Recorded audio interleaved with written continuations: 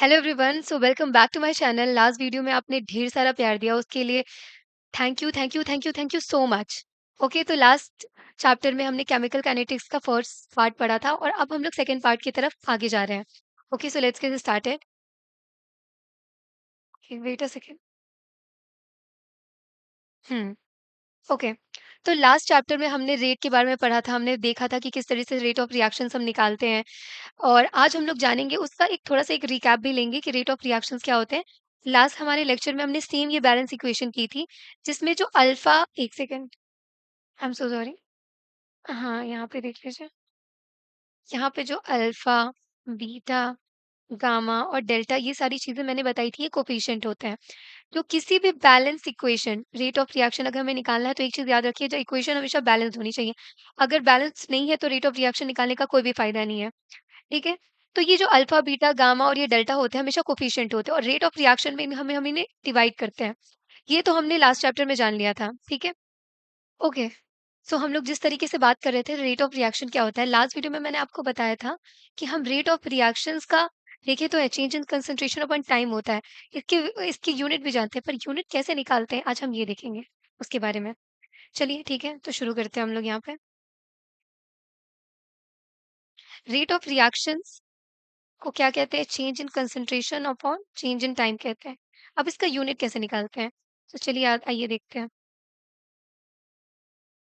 Rate of reaction is equal to change in concentration, तो delta C upon change in time मतलब delta T. Okay. Change in concentration को आप क्या कह सकते हो, आप ये मुझे बताओ। चेंज इन कंसंट्रेशन को हम कहते हैं मोल पर लीटर। ठीक है? Divided by change in time को क्या कहते हैं, इनके ऐसा यूनिट क्या है? सेकेंड। तो इससे ये क्या निकल के आता है? लीटर भी यहाँ डिवाइड ही हो रहा है, अगर आप सही तरीके से देखें तो इसकी वैल्यू निकल जाती है मोल पर लीटर पर सेकेंड। तो ये वैल्यू हमारी निकल के आती है किसकी? रेट ऑफ रिएक्शन की। ठीक है, ये चीजें समझ में आई आपको? एक चीज याद रखिए, केमिकल काइनेटिक्स चैप्टर में एक रेट कांस्टेंट है जो हम आगे पढ़ने वाले हैं।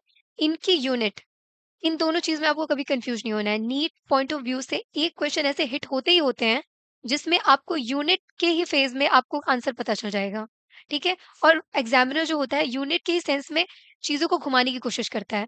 तो अगर ये एक चीज याद रखें, हर चीज का बेस होता है, जैसे फिजिक्स की बेस होती है यूनिट एंड डायमेंशन, तो वो चीजें यहाँ पे फिजिकल केमिस्ट्री की बहुत इंपॉर्टेंट बेस होती है। तो आपको ये सारी चीजें, कुछ चीजें याद रहे या ना रहे, यूनिट आपको याद रखना रहेगा, ताकि आप एग्जाम में आप क्रॉस करके मतलब कहते हैं ना कि आप यूनिट दे के भी काफ़ी चीज़ें, अगर आपको आंसर्स नहीं पता है, तो आप उसको एलिमिनेट कर सकते हैं। ठीक है? ये स्मार्ट स्टडी होती है, ऑब्वियस सी बात है आप लोगों को ये चीज़ें पता होंगी।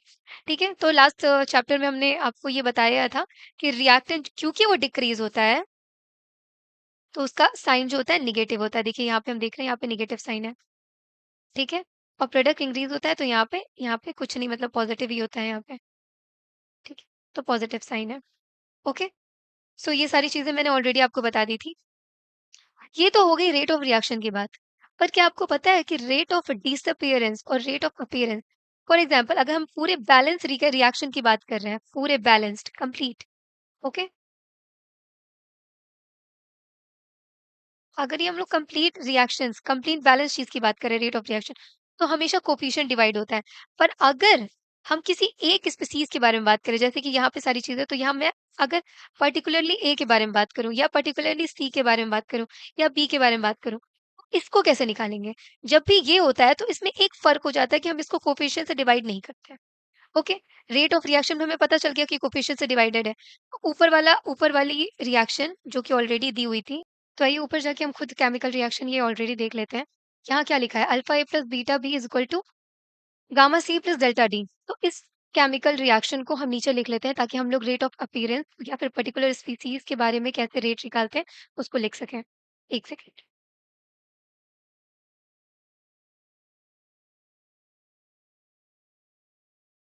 आइए इधर लिखते हैं। ये क्या है? अल्फा ए, सॉरी थिकनेस ज़्यादा हो गई है, एक सेकेंड।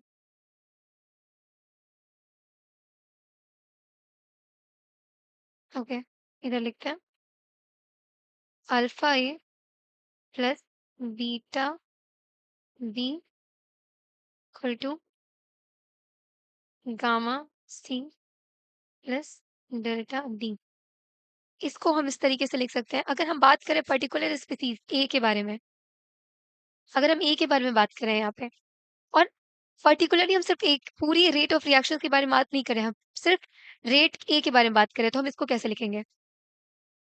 क्योंकि ये रिएक्टेंट है तो यहाँ माइनस साइन रखेगा, डी ब्रैकेट में ए अपॉन, यहाँ पे कोफिशिएंट अल्फा जो है ये यहाँ पे डिवाइड नहीं होगा। ये जो अल्फा है यहाँ पे ये डिवाइड नहीं होगा। ठीक है, और ऐसे ही अगर हम लोग बात कर लें सी के बारे में, ठीक है, अगर हम सी के बारे में यहाँ बात कर रहे हैं तो ये क्या हो जाएगा यहाँ पे, क्योंकि ये प्रोडक्ट है तो यहाँ प्लस साइन लगेगा, डी ब्रैकेट में ऑन डी टी।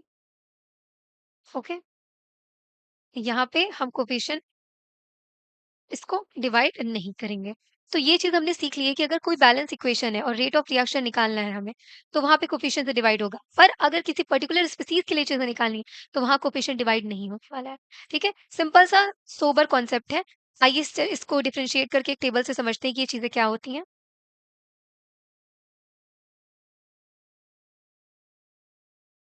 ठीक है?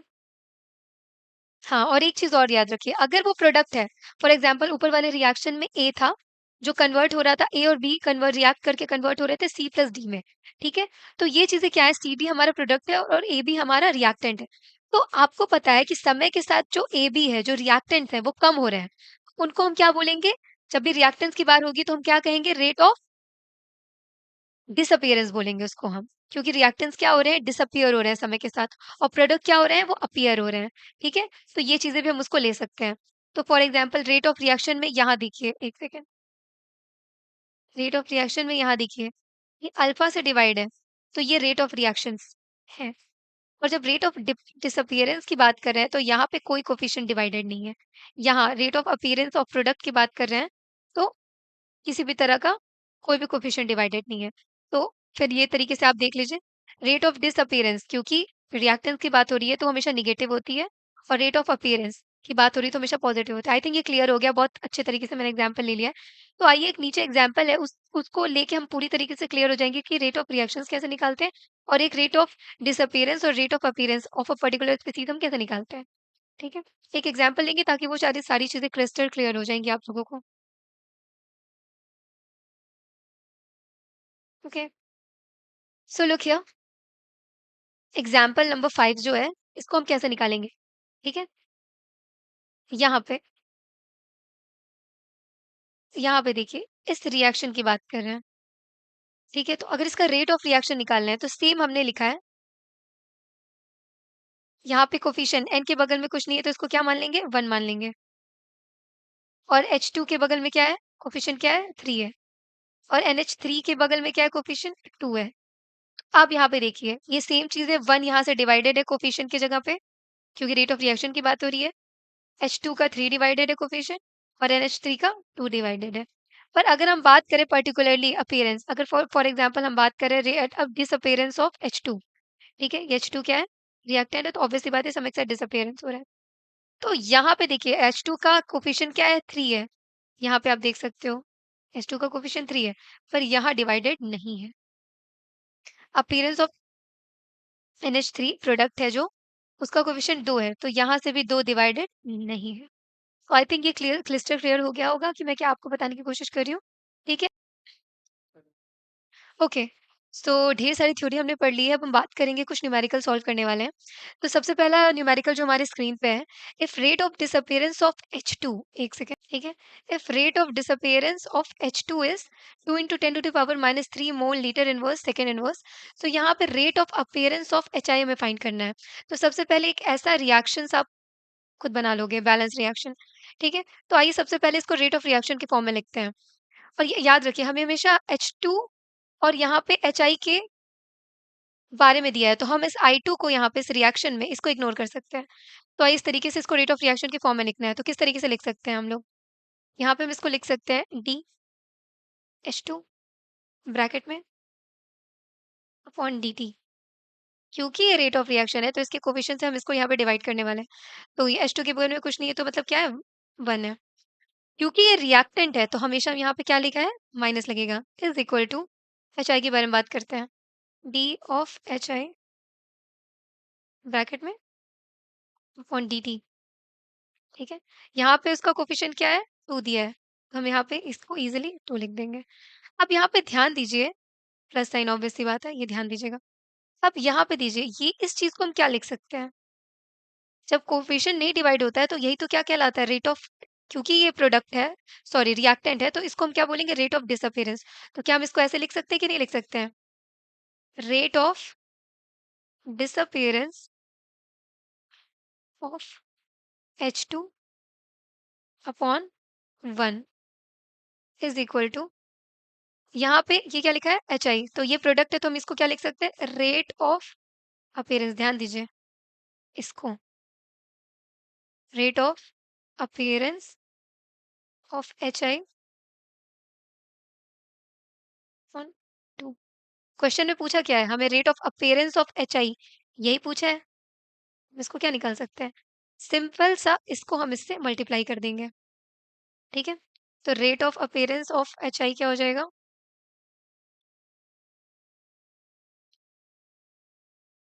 HI हो जाएगा rate of disappearance of 2, sorry H2, उसकी वैल्यू क्या दी हुई है? 2 into 10 to the power minus 3 multiply by 2, which will come out as 4 into 10 to the power minus 3. So this is your answer. Simple ना? चलिए हम लोग बात करते हैं दूसरे क्वेश्चन के बारे में। हम सेकंड क्वेश्चन सॉल्व करते हैं। पहला क्वेश्चन हमने सॉल्व कर लिया, तो सेकंड क्वेश्चन हमारी स्क्रीन पे क्या लिखा है? देखिए, if rate of disappearance of S2 is this and find the rate of appearance of S2। यहाँ पे थोड़ा प्रिंटिंग मिस्टेक है। इन इन kg सेकेंड इनवर्स, ये क्वेश्चन में है। अब देखना क्या है, लास्ट में आपको मैंने बताया था कि रेट ऑफ रिएक्शंस जो होते हैं, उनको चेंज कंसंट्रेशन के फॉर्म में, प्रेशर के फॉर्म में लिख सकते हैं।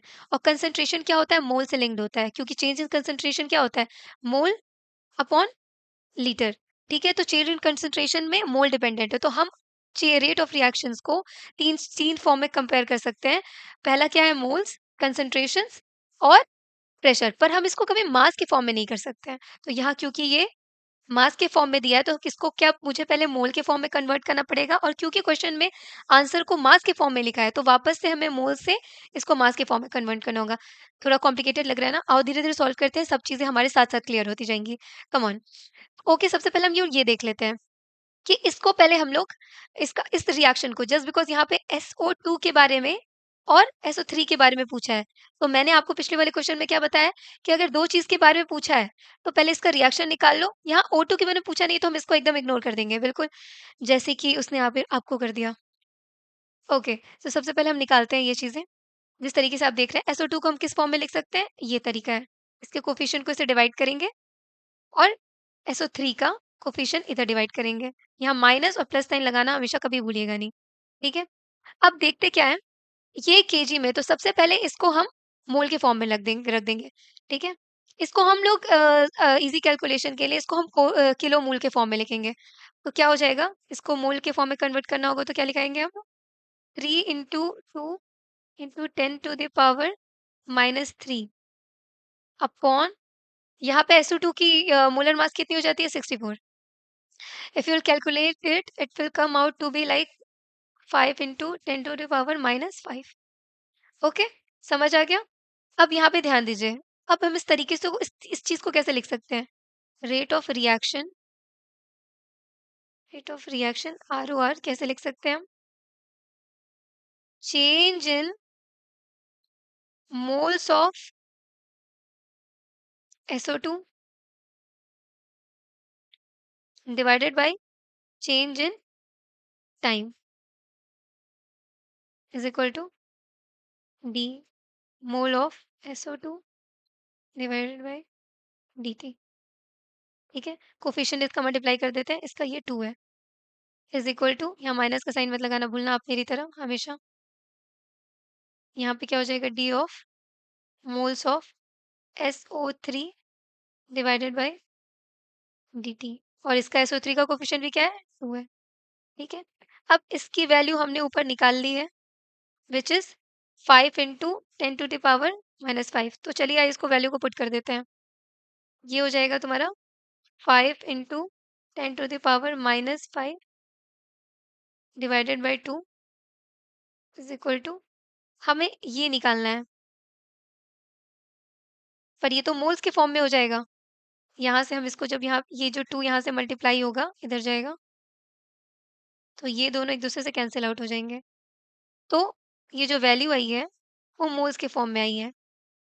ठीक है, चे पर हमें क्या निकालना है, इसको इसको मास के फॉर्म में निकालना है। तो हम इसको क्या करेंगे, सिंपली सिंपली जो SO2 SO3 का मोलर मास है, हम इसको उसको इससे मल्टीप्लाई कर देंगे, क्योंकि हमें मास में निकालना है। मल्टीप्लाई बाय 80, SO3 का मोलर मास जो होता है 80। ठीक है, अब यहाँ पे हम इसको कैलकुलेट करेंगे, तो जिसका आंसर आ जाएगा आपका, आप इसको कैलकुलेट कर सकते हैं। This will be our answer in kg second inverse. Okay, so that's all for the video. And sorry, कुछ इंपॉर्टेंट पॉइंट्स रह गए हैं, हम इसको एक बार रिवीजन कर लेते हैं ताकि आपके लिए वो चीज़ें और क्लियर हो जाएं। ओके, तो हम आखिरी हमारे इंपॉर्टेंट नोट्स रिवाइज कर लेते हैं समरी के लिए। ऑलरेडी मैंने आपको बताया फर्स्ट पॉइंट, कलर चेंज कर लेते हैं थोड़ा सा फॉर फन। ठीक है, इंपॉर्टेंट पॉइंट्स मैंने क्या लिखाया, rates are time dependent, initially वो फास्ट होते हैं और फिर समय के साथ वो कंज्यूम हो जाते हैं। ठीक है, इसकी यूनिट हमने निकालना सिखाई है आपको आज। ठीक है, और ये कंसंट्रेशन बेस्ड होता है, एटीएम बेस्ड, मतलब एटीएम क्या होता है, pressure based. Rate is always positive, हमने बताया आपको, रेट इज हमेशा पॉजिटिव होता है। ठीक है, नेगेटिव साइन क्या शो करता है, कि वो रिएक्टेंट जो है समय के साथ डिक्रीज हो रहा है, और वो हमेशा रिएक्टेंट के साथ यूज होता है। रेट इंक्रीज विद टेम्परेचर, ये कैसे, हमने लास्ट वीडियो में बताया था कि कैसे टेम्परेचर हमारे रेट ऑफ रिएक्शन को अफेक्ट करता है।